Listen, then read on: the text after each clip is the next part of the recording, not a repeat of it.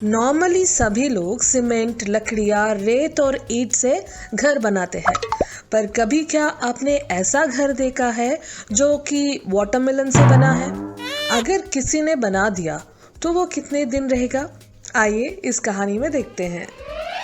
रोहित और राधा दोनों पति पत्नी थे। राधा एक बहुत बड़े सॉफ्टवेयर कंपनी में काम करती थी, पर उसका पति रोहित कुछ भी काम नहीं करता था और अपनी पत्नी के पैसों से बहुत शराब पीता था।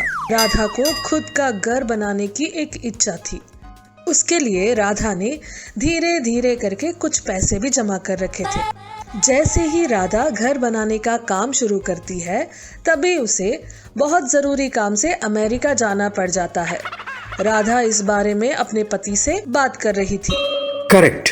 घर बनाना शुरू कर देने के बाद तुम अमेरिका जाने की बात कैसे कर सकती हो? इस जॉब के कारण ही तो हमारा ड्रीम, हमारा घर बन रहा है रोहित। मुझे अमेरिका जाना ही होगा, बहुत जरूरी है। तुम ऐसे कैसे मना कर सकते हो? मेरे कहने का मतलब था कि 6 महीने के बाद जा सकती हो ना तुम अमेरिका। ये कोई मूवी है क्या जो जब चाहे चले जाए? जब काम होगा तभी तो जाना पड़ेगा ना। ठीक है, तुम्हारी मर्जी।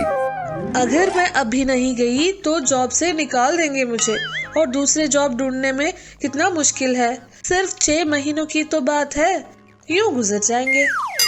6 महीने में तो घर बनाना भी पूरा हो जाएगा। हाँ, अच्छा है ना, घर पूरा हो जाएगा। कम से कम घर के गृह प्रवेश में आओगी या फिर वह भी ऑनलाइन में ही होगा?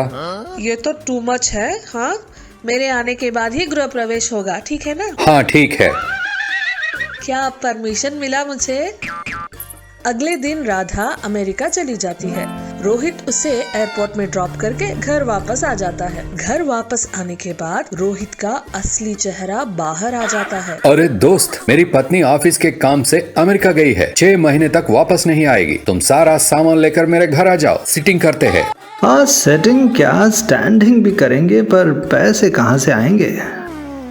तुम पहले आओ तो सही, बहुत सारे पैसे हैं मेरे पास। ठीक है, पर पैसे कहाँ से आए तुम्हारे पास? घर के कंस्ट्रक्शन के लिए 20 लाख रुपए देकर गई है मुझे। 10 लाख रुपए अपने एंजॉयमेंट के लिए है। तो फिर तुम अपनी पत्नी को क्या जवाब दोगे? कितने क्वेश्चंस पूछ रहे हो? मैं तुम्हें पार्टी पर बुला रहा हूँ और तुम हो कि क्वेश्चन पर क्वेश्चन पूछ रहे हो मुझसे। अच्छा ठीक है, अभी तैयार होकर आता हूँ तुम्हारे घर। मैं तुम्हें पार्टी पर बुला रहा हूँ और तुम चुपचाप पार्टी में आने की जगह मुझसे इतने सारे प्रश्न पूछ रहे हो। मैं तो सिर्फ इसलिए पूछ रहा था कि ये सब तो तुम्हारी पत्नी के पैसे हैं। क्या सिर्फ पत्नी ही पति के पैसे खर्च कर सकती है? पति भी अपने पत्नी के पैसे खर्च कर सकता है ना? अगर पत्नी अपने पति के पैसे खर्च करती है तो ऐसा होता है कि जैसे गवर्नमेंट पब्लिक को राशन देकर उसका हिसाब नहीं पूछती। पर अगर पति अपनी पत्नी के पैसे खर्च करता है तो बैंक से लोन लेने के समान है। एक एक पैसे का हिसाब देना पड़ता है। तुम मुझे डराओ मत, चलो शुरू करते हैं। दोनों ने बैठकर खाना पीना शुरू किया। इस तरह उनका पीना कुछ दिनों तक चला।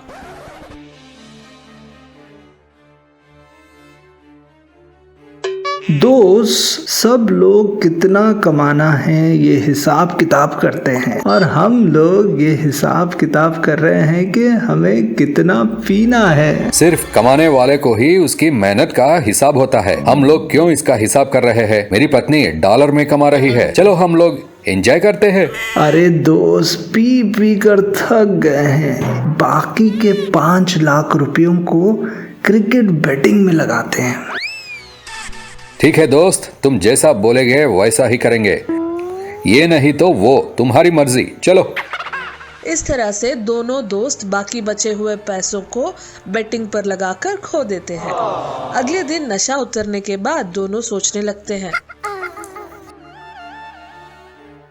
अरे इतनी जल्दी 2 महीने गुजर गए और सारे पैसे भी खर्च हो गए हैं। अब हम लोग क्या करेंगे? मैं तो तुम्हें पहले ही बता रहा था कि ये अपने पैसे नहीं हैं। भाभी जी ने घर बनाने के लिए दिए हैं और तुम सुने ही नहीं। हमेशा कहते रहे एंजॉय करो एंजॉय करो। अब क्या करेंगे? कोई बात नहीं, मेरे पास एक आइडिया है। तुम्हें बताता हूँ। अरुण रोहित को वाटरमेलन से घर बनाने का आइडिया देता है। वाटरमेलन से घर बनाने पर शक नहीं होगा क्या? थोड़े दिनों तक भाभी जी को मैनेज करो, जब उन्हें शक होने लगेगा तो देखेंगे। तुम्हारा आइडिया तो अच्छा ही लग रहा है, चलो फिर काम शुरू करते हैं। रोहित बचे हुए पैसे अपने दोस्त को वाटरमेलन घर बनाने के लिए दे देता है। उसने सीमेंट की जगह वाटरमेलन के छिलके यूज किए थे और ईंट की जगह पर वाटरमेलन का पेस्ट यूज करके घर बनाना शुरू किया। ठीक 6 महीने के बाद राधा अमेरिका से लौट कर आती है। उसी समय वाटरमेलन हाउस भी कंप्लीट हो चुका था। ये घर क्यों ऐसा है? इसे देखकर तो घर जैसा लग ही नहीं रहा है। क्या इसे सब पता चल गया? यह क्या राधा, सडनली ऐसा क्यों बोल रही है? क्या तुम्हें पसंद नहीं आया ये घर? घर तो पैलेस जैसा बहुत सुंदर है। रोहित और अरुण दोनों मन में मुस्कुराने लगते हैं। तुम्हें पसंद आया ना? चलो गृह प्रवेश करते हैं। पति पत्नी दोनों मिलकर अपना राइट पैर घर के अंदर रखकर गृह प्रवेश करते हैं। जैसे ही वो अंदर जाते हैं पूरा घर टूट जाता है। राधा सोचने लगती है कि ऐसा क्या हो गया, घर टूट गया। इतने में ही उनकी काम वाली आकर राधा को सब कुछ बता देती है। राधा को बहुत गुस्सा आ जाता है। मैं इतनी मुश्किलों से 1-1 रुपए कमा रही हूँ और तुमने मुझे भी बेवकूफ बनाने की कोशिश की। तुम्हें नहीं, तुम्हारे दोस्त और उनको डांटना चाहिए। राधा दोनों को मारने के लिए आगे आती है। दोनों दोस्त वहां से भाग जाते हैं।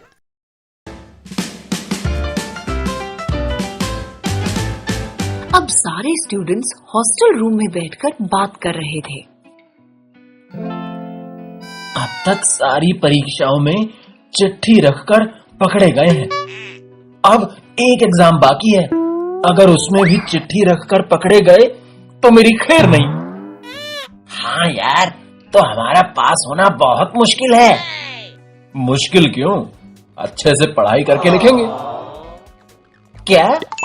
फिर से बोलो, पढ़ाई करके लिखेंगे? क्या हम पढ़ाई करके परीक्षा लिखने वालों में से हैं? पढ़ाई करके लिखना अच्छी बात है, लेकिन हमसे होगी क्या पढ़ाई? ये परीक्षा तो कल ही है। एक ही रात में सारा सिलेबस पढ़ना बहुत मुश्किल है यार। वो भी सही बात है। एक काम करें, सारे मिलकर एक-एक चैप्टर पढ़ लेते हैं। कल के एग्जाम में मल्टीपल चॉइसेस ज्यादा होंगे, 4 ऑप्शन होंगे। हर एक ऑप्शन का एक इशारा रख लेंगे। इशारा? वो कैसे? 1, 2, 3, 4 ऑप्शंस, ठीक है। नाक गले को 1, अगर खांसे तो 2, छींके तो 3, अगर 2 बार छींके तो 4, ठीक है। वाह, सही विचार है। अगर हम में से किसी को उत्तर मालूम हुआ तो सभी को पता लग जाएगा। जैसे तुमने कहा वैसे ही करेंगे। ठीक है, हमें कैसे पता लगेगा कि किस प्रश्न में छींकेंगे और इसमें खांसेंगे? ये कोई बड़ी बात नहीं है। पहले के 10 प्रश्नों के उत्तर मैं बोलूंगा, फिर 10 प्रश्न के उत्तर तुम देना। इस तरह से करेंगे तो हो जाएगा। अगर पहले 10 प्रश्नों में तुम्हें कुछ नहीं आया तो? ओह, ठीक कहा तुमने। फिर क्या करें? प्रश्न के पेपर में एक-एक इशारा रख दिया तो बस बात खत्म।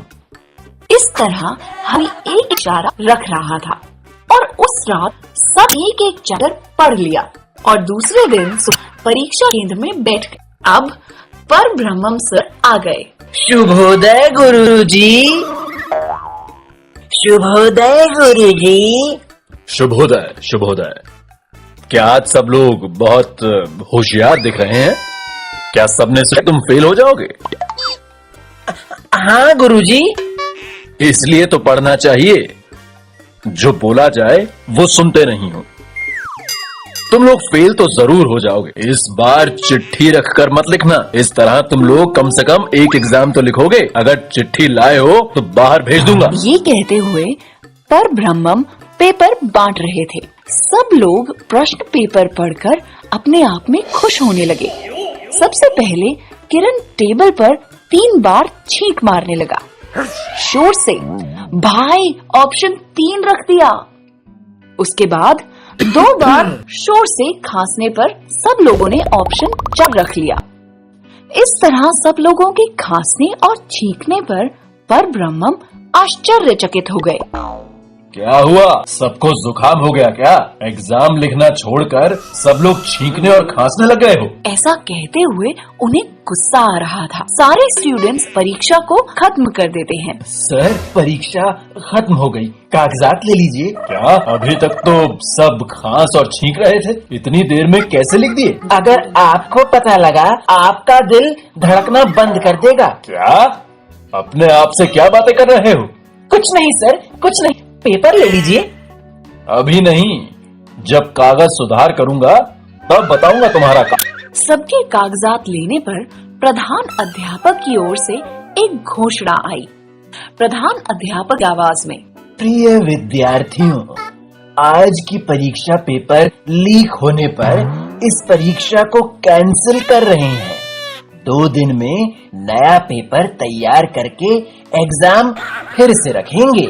इस तरह आवाज आई। इस बात को सुनकर सभी स्टूडेंट्स आश्चर्यचकित हो गए और वहीं बैठे बैठे सबने अपना सर पकड़ लिया। से एक पुराना मास्क लेकर आती है। उस मास्क पर काफी जंग भी लगा हुआ था। उसे देखकर विमला बोली, ये क्या सासू माँ, इस मास्क पर तो जंग लगा है जैसे लोहे पे जंग लगता है। ये कौन सा मास्क है? उसने कहा। तब सास बोली, ये मैजिकल मास्क है, इसे पहनोगी तो किसी भी तरह का वायरस तेरा कुछ नहीं बिगाड़ पाएगा। अच्छा, लेकिन इस पर ये जंग क्यों लगा हुआ है सासू माँ? अच्छा वो